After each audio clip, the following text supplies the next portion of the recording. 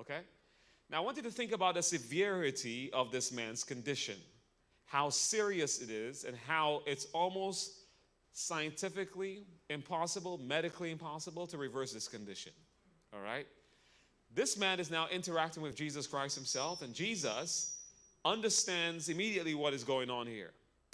Now, as the Bible records this in verse 2 of John chapter 9, the Bible lets us know, it says, and his disciples asked him, saying, Master, who did sin, this man or his parents, that he was born blind? Jesus answered, neither have this man sinned, nor his parents, but that the works of God should be made manifest in him.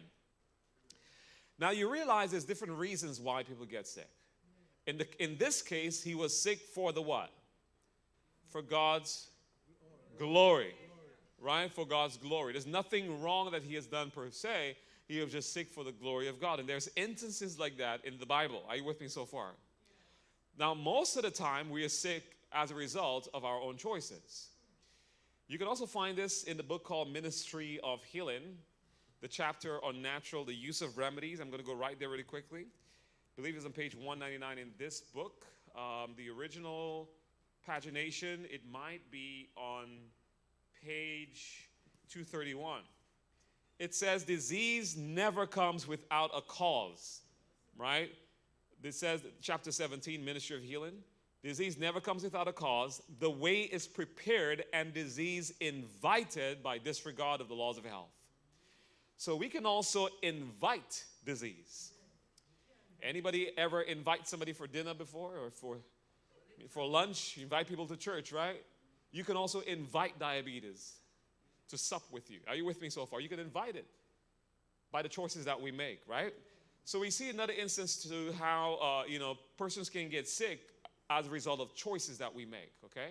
Violation of the laws of health. Now, going back to the story here, looking at a man that was born blind, serious problem, serious condition, terminal.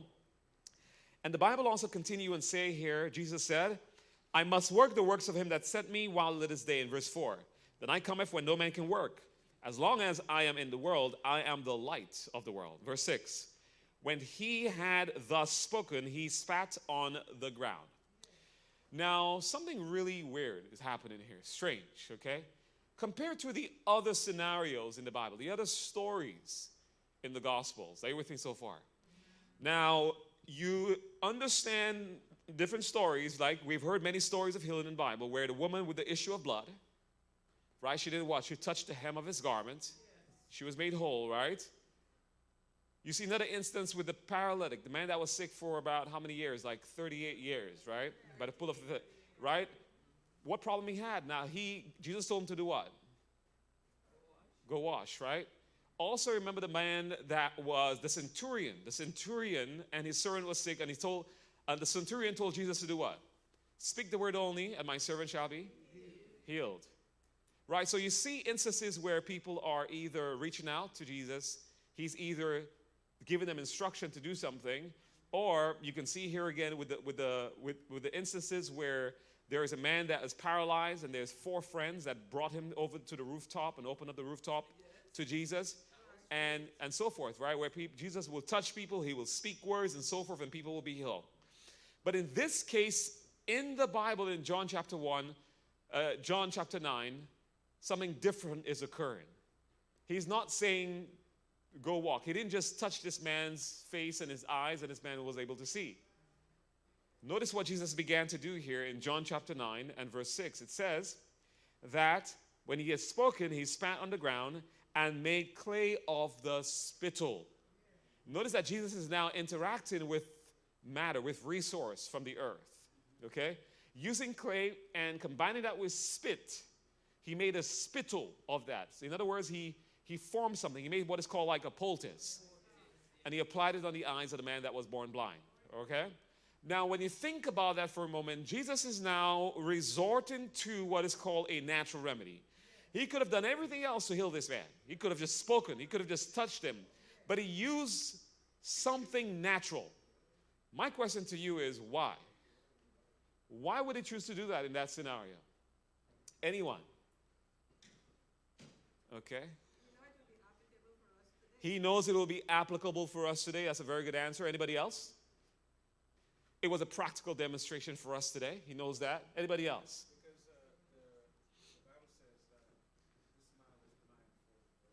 So Yeah. demonstrate that he is the God. You say who he is. Right. So demonstrating the power of God, demonstrating God's glory, right, in this instance. And you realize how complicated is clay? Anybody? If you saw a man that was blind, or any nurses in here? No? If you saw anybody who's blind, a man that was born blind, and he saw a doctor taking clay and putting it on his eyes, you think that man is a little bit off in his brain. Something's wrong. He got a loose screw somewhere, right? Notice that in this scenario, Jesus is using something so simple because he's about to marvel others and glorify his Father. Now, anybody have any other reasons why you think Jesus resorted to this form or this modality of healing? Well, I'm thinking of sin back in Eden. Okay. He was talking about the trees and everything. Yes. But